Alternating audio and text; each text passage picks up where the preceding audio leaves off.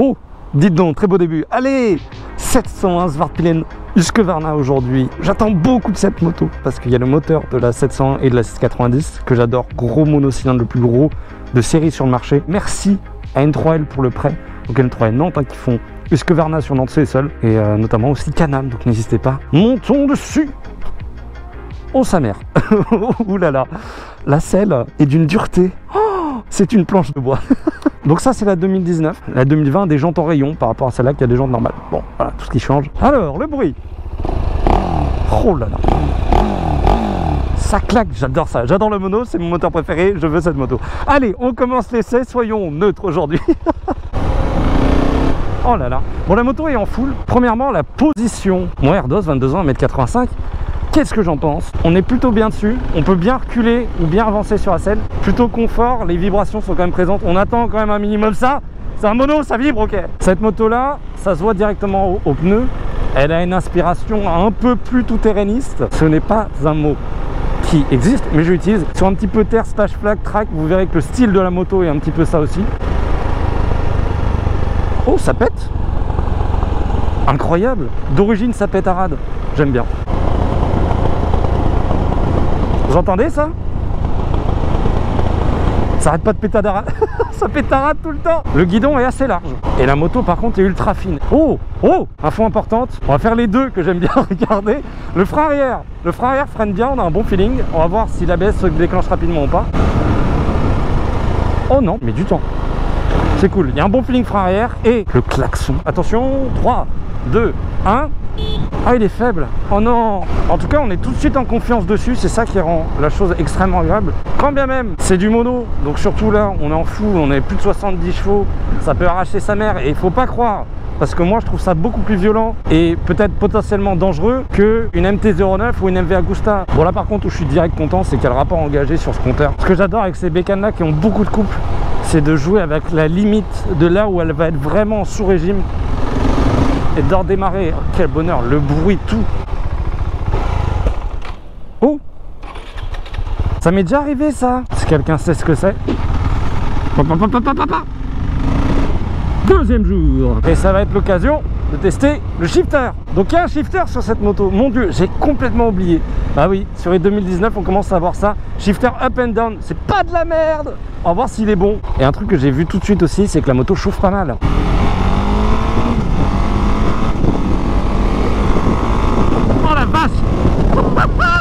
Oh, j'étais tellement pas à fond de poignée. Et le shifter, il y a un passage de vitesse, il m'a coupé complètement les gaz. Il y a l'autre, il a passé nickel.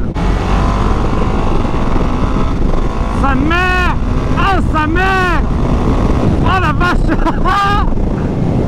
Oh la vache! Oh, il arrache ses bras!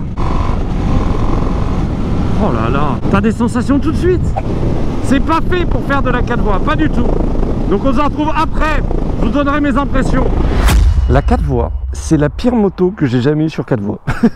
Même ma MSX était meilleure que ça. C'est pour dire. Ma MSX qui est une 125. 125 en mono, c'était meilleur que ça. Ça vibre, c'est pas fait pour ça. C'est non.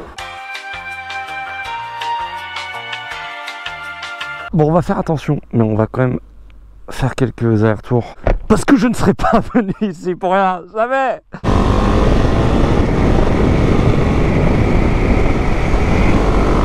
Oh là là. Je suis vraiment désolé, ça me fait chier. Mais je peux pas rester ici, je vois rien. Bon, en tout cas, sous la pluie, ça se conduit nickel. Au moins, je saurai ça. On va essayer d'en tirer un avantage tout de même. Et le retour à la poignée est quand même très agréable, donc on peut bien gérer.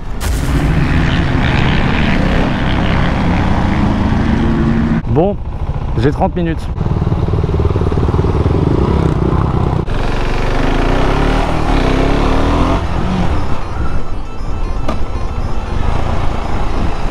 Bon, j'ai du public. Bon, on connaît la piste, hein, évidemment. Solo Kart, je leur dis encore merci, hein, évidemment. Alors, 7 Svartpilen sur circuit. On va fermer la visière. On a des pneus qui ne sont pas vraiment adaptés.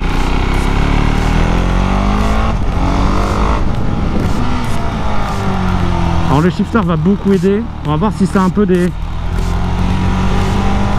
gènes sportives ou pas du tout.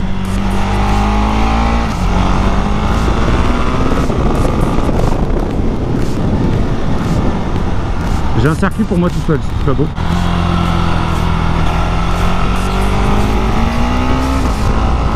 Oh la vache.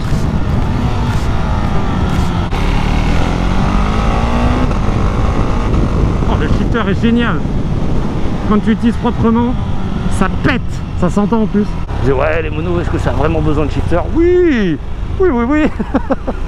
Ok, oui. On va aller dans le petit circuit pour voir. Elle met vraiment en confiance cette moto, hein.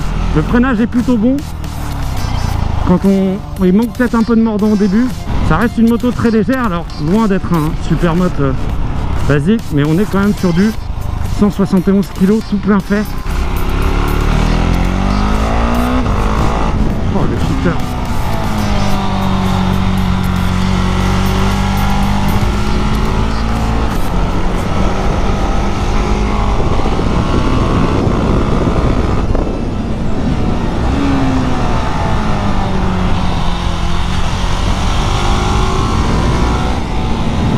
On va essayer de déhancher un petit peu.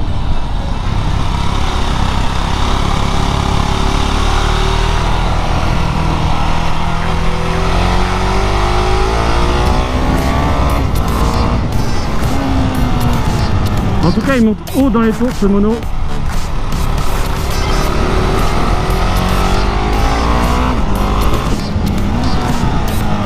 Et il a de la puissance directement dans le bas. Donc on peut vraiment se faire plaisir. Désolé si vous voyez le rétro. Oh là là, ce bonheur! Bon, je commence à me chauffer. Et quand on chauffe, on fait quoi? On fait une pause en plein milieu sur circuit. Hop là! Bon, je pense que le niveau pneu, je suis bien, il n'y a plus de bande de peur. Quel bonheur cette moto. Le moteur est pas mal adapté à ça, même si bon, bah voilà, je passe la 2, je passe la 3, mais il faudra un circuit comme peut-être un peu plus gros pour exploiter ça pleinement. Donc on est bien. Et ça pète.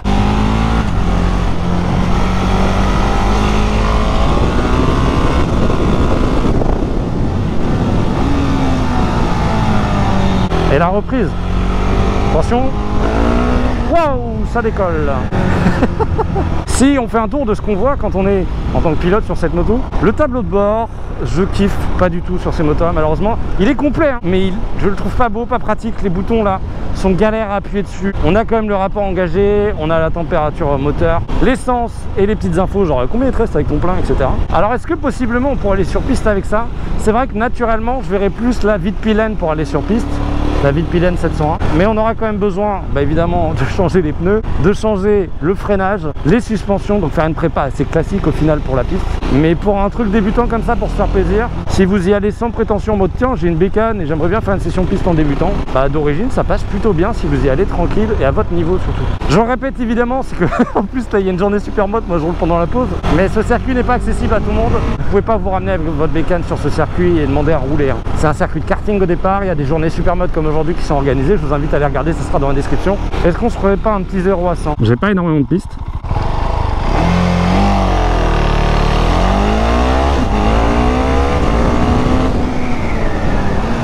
Voilà, 0 à 100. Maintenant on va faire un 100 à 0. Donc on va freiner à fond. Vive l'ABS.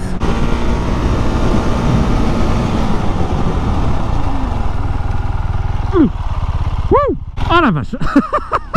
Mais en tout cas ça freine très très bien, il y a l'ABS, il se déclenche pas trop tôt, il y a des bonnes suspensions. Elles sont réglables en compression et en détente si je me trompe pas, et sans outils.